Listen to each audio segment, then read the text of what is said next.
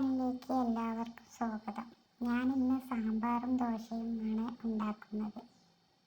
അപ്പോൾ പരിപ്പ് വേകാനിട്ട് അതിൽ കഷ്ണങ്ങൾ നേരാക്കി അതിൽ മുറിച്ചിട്ടു. അതിൽ തക്കാളി, വലിയുള്ളി, പച്ചമുളക് എല്ലാം ഇട്ടിട്ടുണ്ട്. എന്നിട്ട് നന്നായിട്ട് ഇളക്കി വിടുക.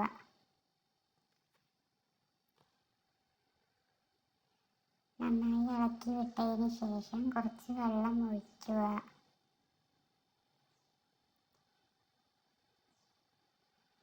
എന്നിട്ട് കുറച്ച് മഞ്ഞൾപ്പൊടി, കുറച്ച് മുളക് പൊടി,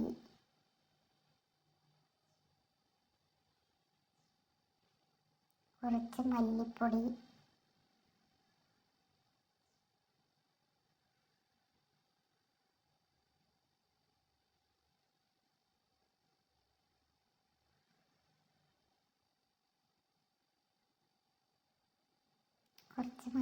ഇടുക.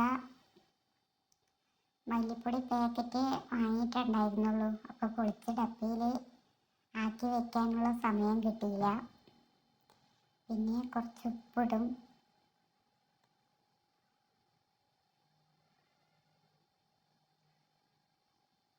എന്നിട്ട് മൂടി വയ്ക്കുക. നന്നായിട്ട് ഇളക്കിയിട്ട് കുക്കറിൻ്റെ മൂടി കൊണ്ട് മൂടി വയ്ക്കുക.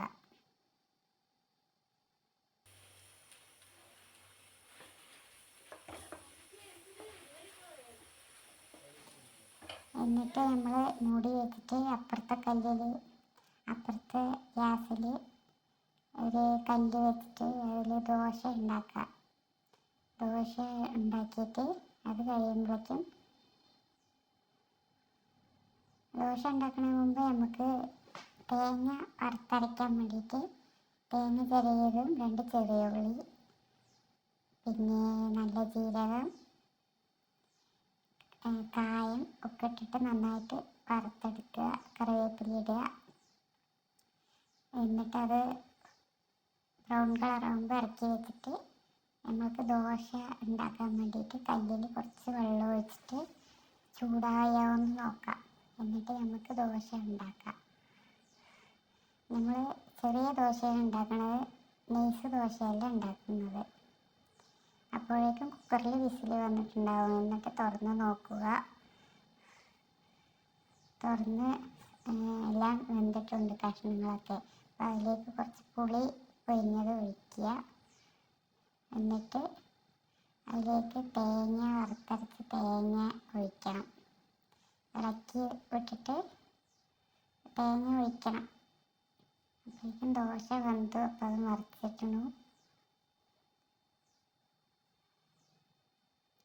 എന്നിട്ട് അതിലേക്ക് തേങ്ങ ഒഴിക്കുക. തേങ്ങ ഒഴിച്ചിട്ട് നന്നായിട്ട് തിളച്ചതിന് ശേഷം നമ്മൾക്ക് കടുകും കറിവേപ്പില, ഉണക്കമുളക് ഒക്കെ ഇട്ടിട്ട് നമുക്ക് താളിക്കാം. അപ്പോൾ ദോശയും സാമ്പാറും റെഡി ആയിട്ടുണ്ട്. എന്നിട്ട് കുട്ടികൾക്ക് സ്കൂളിൽ കൊണ്ടുപോകാൻ ടിഫിൻ ബോക്സിൽ നമുക്ക് ദോശയും